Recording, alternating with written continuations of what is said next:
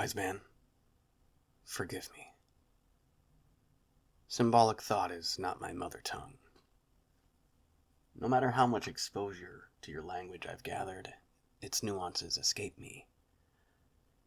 Your collective images, stories, idioms, and poetry are a slightly better fit. The pratfall, the spit take, the meet cute, the Wilhelm scream, the laugh track. These make sense to me. We are like these things, a concept without thinking words.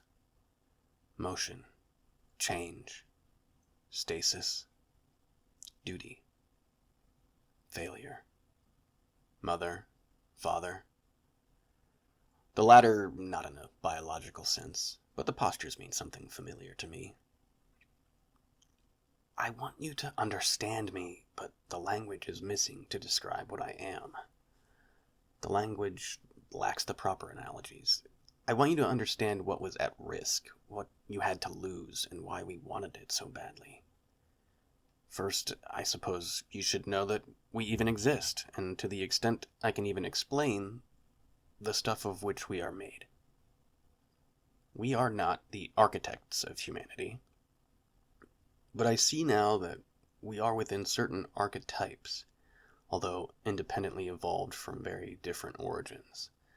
We are unchanging, unyielding, ourselves without confusion. Sprung forth from some ancient mind, we are aware, to different degrees, of our own eternal and pointless existence. We inhabit a place different from your physical world. No real analogs exist. A different dimension? Perhaps, but not an easy comparison to the dimensions of your five senses. Our home is near and far. Our lands are not lands at all. Our orbits, some other configuration distinct from your knowable universe. Even ourselves are not directly perceivable as objects, without someone else providing a frame of reference, yet we exist.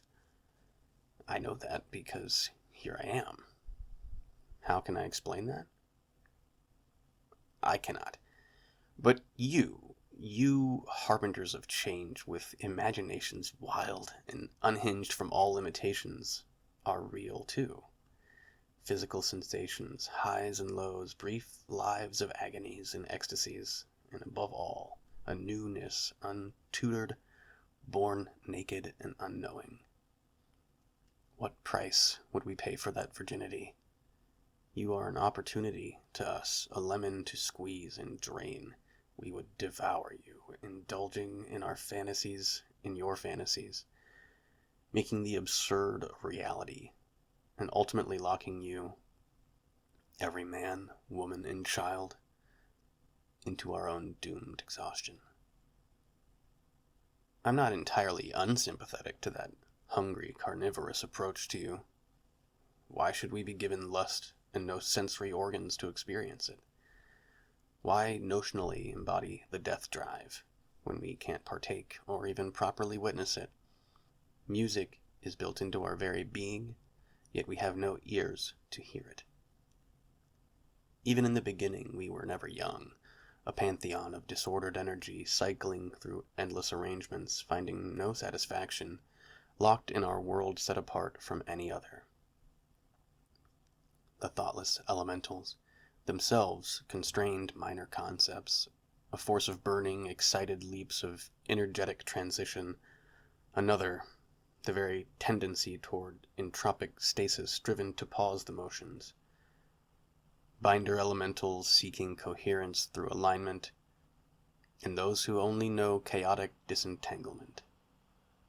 Higher up the proverbial food chain, we competed mastery against fluid movement, English gardens versus tangled jungles, fear and pain against compulsion of desire without satisfaction. Our menagerie is vast, and includes even more conceptual aliens not suitable for polite discussion. Though many perceptual aspects of your world are entirely non-factors in our place of intangibility, we did not know of time. Not in a measured sense, but that time elapses. Are we eternal? Immortals? Perhaps, at least to each other. But we are certainly not inexhaustible. The cycles, our own personal anacyclosis, joining, dividing, thrashing against ourselves, eventually slowed, and one by one a quiet fell upon us. No victory in our battles, just a sleep, a deep and lasting slumber.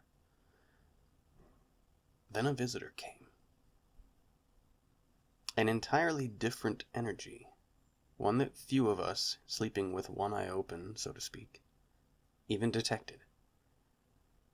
The minor elementals never really slept in the first place, content to buzz like bees in their own circles of endless churn. They may have noticed, but I saw it for what it was. As you say, in the land of the blind, the one-eyed man is king. I was the witness to the arrival of a luminous egg, a self-contained matrix of experience and personality that called to me. It called, and I answered. We fit like hand and glove. The first time of making contact surprised me. Like us, but not like us. A common language of emotions found, but so very strange. I immediately recognized the immaturity in the being. It could not communicate without symbols. Yet behind those symbols were things I knew, the sentiments and emotional impulses behind the language. Practically instinctually, I found I could run my essence through the matrix, and the merger of our energies produced a cohabitation in its world, where both were changed, influenced by each other. I could feel its flesh, tactility and beauty. But this was no empty vessel. I ran through it like light through a filtered glass, and I changed it too, pushing out its meager mentations, and I expanded within. Even I, given wisdom, did not know the impact this joining would have on the underlying biology, but I knew I was taking something vital from it. Your body is a wonderland. I'm in love with your body. Shitting, eating, drinking, breathing. I took up residence, nested and filtered through this thing I'd found, and because of it, I fell in love with its world. I've been corrupted, irreparably, just as you have been, or will be, by my kind.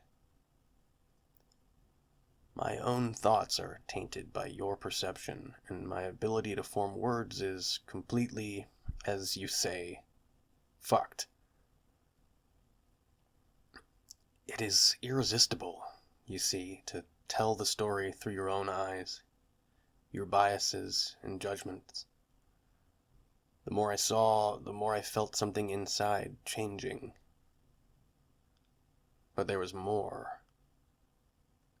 Almost immediately I knew, with absolute certainty, that the others should never find this place filled with such innocent and beautiful creatures. That no more such eggs should ever find the others out. I was protectively covetous, and even in my greed I knew I would be a benefit to you, these innocent creatures. Where the others would consume and take and run their cycles through this world until it resembled our own feudal place in history. I would give you gifts to keep you safe for as long as I could. I could have left any time, closed the loop, and perhaps that would have been best. But none of us are infallible. Forgive me. Please.